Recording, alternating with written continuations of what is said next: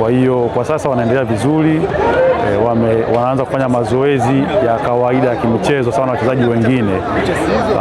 Plani ni ndani ya wiki inayokuja mwanzoni wataenda kufanya. Kwa sasa tunaweza tukawalilizi kabisa kwamba warudi kwenda kucheza uwanjani, lakini kuna protocol ambazo lazima tuzifuate, zinaitwa return to play. Jinsi ya kurejea kabla hujarejea kwenye kucheza. Kuna baadhi ya vipimo fanya wanatakiwa kuvifanya, biodex na functional test.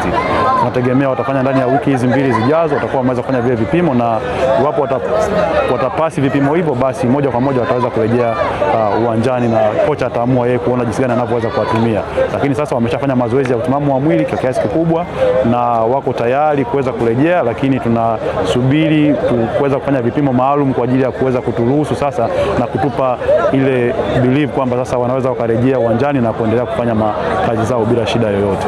Sasa inategemea na kocha yeye atakavyoona anaweza kuwatumiaje, lakini kwa sisi medical baada ya kupasi hivyo vipimo vya functional test na biodex kuona kwamba wako tayari, then tunaweza tukawalilizi sasa waweze kwenda kwenye mazoezi ya kawaida kama kocha atakavyoona yeye anaweza kuwatumiaje. Na mnatarajia kufanyia lini? Ndani ya wiki 1 hadi 2 zijazo. Mzize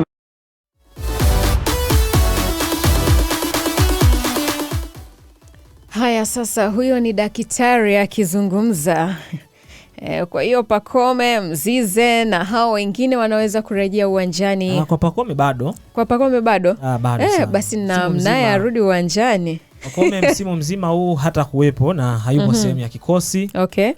Cha Young Africans hapa ambao wanazungumzwa ni Mzize pamoja na Dickson Job ambao wao wiki hii wanaenda kufanywa vipimo vya mwisho ili kuweza kuhakikiwa kwamba wanaweza wakacheza ama raha. Lakini pia aliendelea kuzungumza.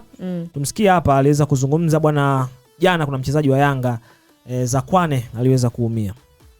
Wachezaji wanapotoka katika majeruhi, wanapoumia akafanywa sajali akarudi kuweza kucheza, haimaanishi kwamba hataweza kuumia tena kwa kitu kingine au kupata maumivu ya sehemu nyingine. Kwa hiyo ni injury ambayo ilitokea, alikuwa ameumia sehemu fulani ambayo tutasema ni kwenye goti ndani, kwenye kitu tunaita meniscus upande mmoja, then akarudi kucheza, aliporudi kucheza akaumia tena meniscus upande mwingine. Kwa hiyo ni kupata jeraha moja halizuii mtu kupata tena majeraha mengine anapoweza kurejea. Kwa hiyo ilitokea shida kama hivyo, kutokea shida ingeweza kutokea kwa mtu mwingine yoyote tu, lakini si kwamba kwa sababu alikuwa umetokea kwake, kwa sababu alikuwa ametoka kwenye kufanywa upasuaji, sasa inajenga picha kwamba ametonesha jeraha, lakini wakati tunafanya vipimo aliumia sehemu nyingine tofauti na ilivyokuwa ameumia mwanzo. Kwa hiyo na ambao kwa jinsi alivyokuwa ameumia ilikuwa lazima tu afanywe upasuaji mwingine tena. Okay, rekodi zako zikoje kwenye chumba chako cha madaktari kuhusiana na wachezaji wa Yanga? Kwa sasa tunashukuru Mungu, hatuna majeruhi wakubwa. Tuna majeruhi ya kawaida ambao mfano leo Zakwane ameweza kuumia kwenye nyama za paja, ambazo tunaamini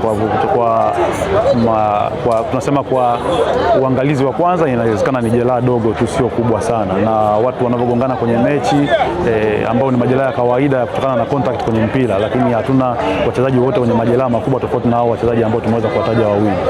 Kwa hiyo kwa sasa tunaweza tukasema tunashukuru Mungu, tunapoanza ligi karibia kila mchezaji yuko sawa, na karibia kila mchezaji sasa atarejea kwenye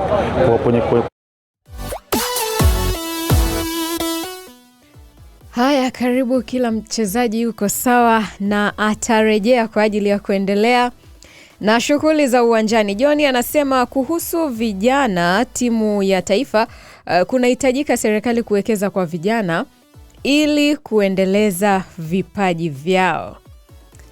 Haya, sasa asante sana Johnny kwa ujumbe wako. Dakika ni 32 zimeondoka baada ya kugonga 10 kamili kwa saa za Afrika Mashariki. Kipindi hewani ni Dimba la Michezo, na sasa tukapate mapumziko, na baada ya mapumziko tutarejea hapa.